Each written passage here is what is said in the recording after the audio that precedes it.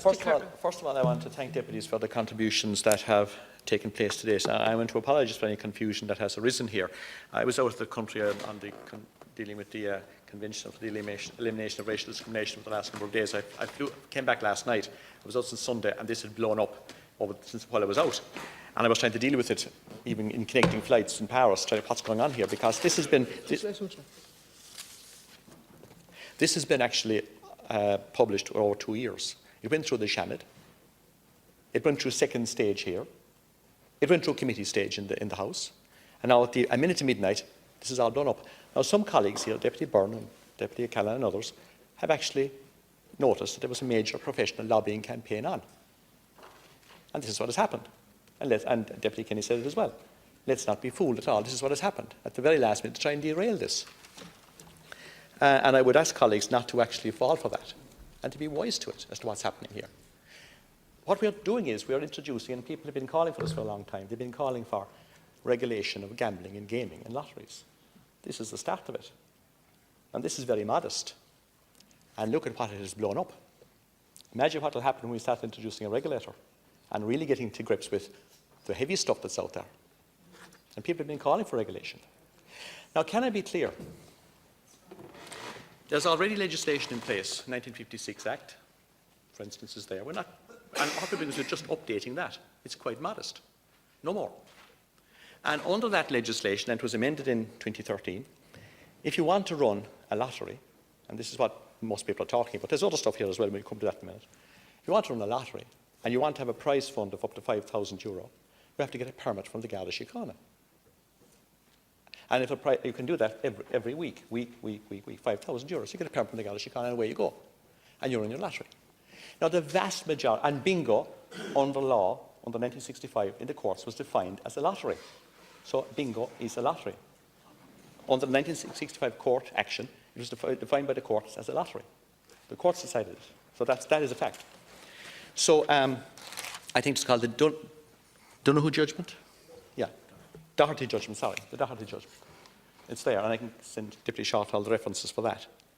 So it's defined as a lottery. So if you're running bingo, you can run bingo and you can have your €5,000 up to €5,000 payout every week. And the vast majority of local bingos in the rural areas, that's what happens. It's way under that. And I've checked my own area, and it's 2,000, 3,000. Sometimes it goes as far as 3, and that's it. That's as far as it goes. So they're well covered with the permit. And there's no change being made at that level at all. It's as you were.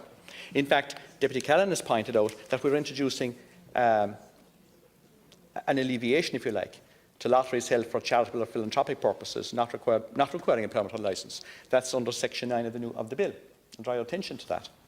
And Section 9 says that you can have you can run a lottery. The total value of the prize is not more than €1,000. The price of each ticket is not more than a €5. The maximum number of tickets sold is 1,500. The lottery is conducted for the benefit of a charity, and the promotion of the lottery derives no personal benefit. The only difference is that he can only do this if he hasn't done it in the preceding 3 months. So if you have your fashion show and you want to have a lottery at the fashion show to raise a few more euros, this is how you do it. Up to now, by law, you really should have a permit for that. Now, lots of places wouldn't have done that. But we're actually saying that in this particular case, you can have your lottery at your fashion show or your table quiz or whatever it is, and you don't have to get a permit for it. And that's alleviating the situation and making it easier for clubs and organisations to do that. So just to be clear, up to €5,000, no change. There is no requirement. There's no matrix getting involved here. And the vast majority of clubs and organisations that run bingo, for instance, are in that space. So we're not doing anything to those at all. So now you move into the larger area where you're talking about prizes going from 5,000 to 30,000. Now you're into the serious money, and you've got to go to the district court to get a licence to operate at that level. Now, this, both for the permit and for the courts, the judge and the superintendent, respectively, have to ensure that the person applying for the permit or the licence is of good repute. That's part of the legislation. So you get your licence to run your lottery from the court, and it can be up to €30,000 maximum payout per week. So what you have to do there is, what we're saying is, and the law states, and we're not changing this, that if you're doing that, it has to be for a charity or a philanthropic purpose. There's no commercial bingo allowed under law at the moment, and we're not proposing to entertain that. There's no commercial bingo allowed, and we're not proposing to do that. At the moment, the 56 Act doesn't specify how much, if anything, should go to the charity. So somebody goes to the court, they apply for a licence to run a bingo or whatever, or a lottery, but they don't have to say how much. They have to say it's for a charity. They can name a charity, but they don't have to say how much the charity gets. What we are saying here, and I think a lot of deputies agreed, we are now saying the charity must get 25% of the proceeds.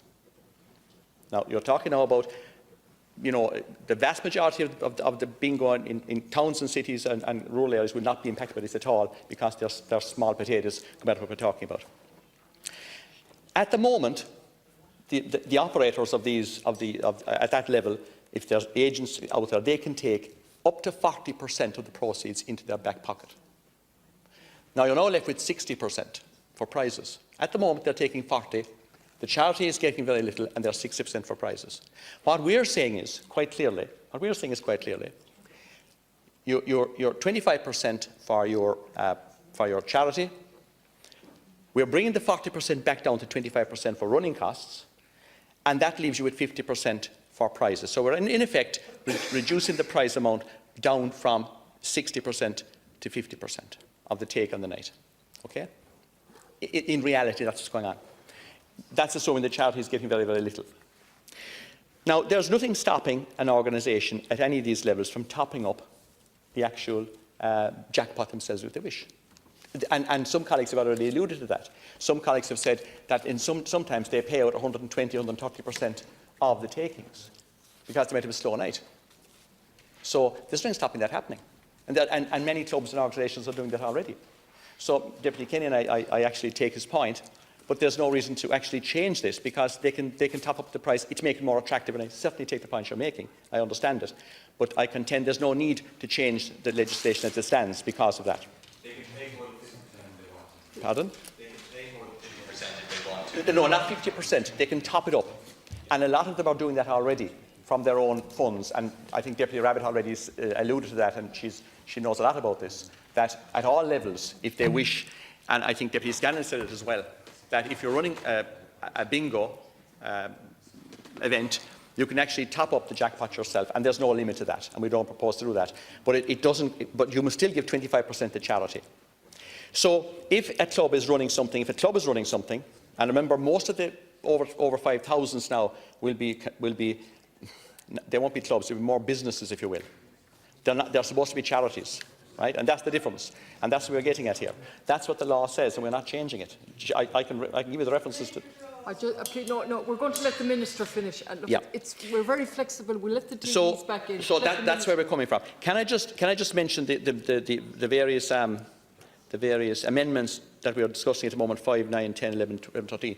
What we are doing there is we're actually making it easier for the small bingo operators to operate, because instead of having to print on every book or whatever what the charity is and what the prize is, we're saying all you got to do is put it up outside the door very clearly. That's it. So it makes it very easy, a lot easier for them. What we're trying to do across the board here is make it easier for the small local bingos. Okay?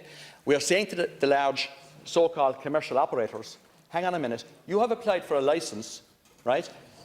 And you went to the court and you said, I'm doing this on behalf of a charity. Well, we're saying, okay, we're going to now tell you, you've got to give money to the charity. It has to be 25%. That's what we're saying. And most colleagues here have agreed on that. So that's the crux of the whole thing. That's what it's about at the end of the day.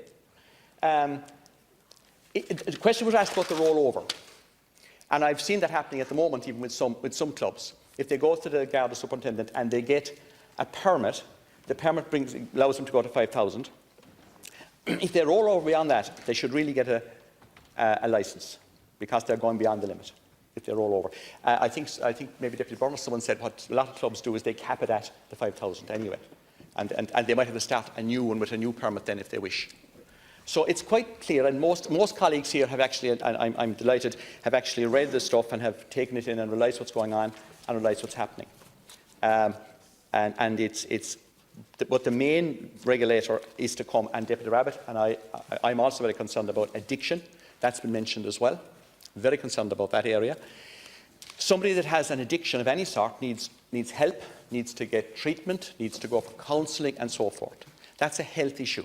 I've been saying that time and time again. We can do so much with regulation. And even where they have intense regulation in other jurisdictions, they still have people with addiction problems and problem gambling and so forth.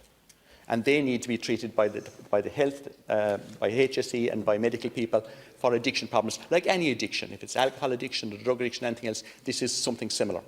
And I would contend we just have to be careful that regulation is not going to solve addiction. It doesn't. It can help in a certain way, but it won't actually solve it. And if somebody, and Deputy O'Leary makes a very good point, and I remember the debate we had at the committee stage with respect to the lines and the stakes, and we'll be going to that there later on anyway, because we did reduce it. I listened carefully, we did reduce it. But I would contend that if somebody has an addiction problem, they're going to spend and spend and spend anyway, you know. So this is what we've been said. So that's what I have to say at this stage on it. This has been kicking around for quite a number of years. It's only at a minute to midnight that this has been raised. I was unfortunately out of the country when it happened, so I want to apologise for that, for any confusion that was caused. There was no confusion intended at all. And as I said, this has been kicking around for 2 years, and it's only now that it's been raised by, I would contend, as I think Deputy O'Callaghan and others have said, various lobbyists out there who are concerned that we're now asking them to give money to charity that they should have been doing under the law as it stands and under the law that's not going to be changed. Thank you.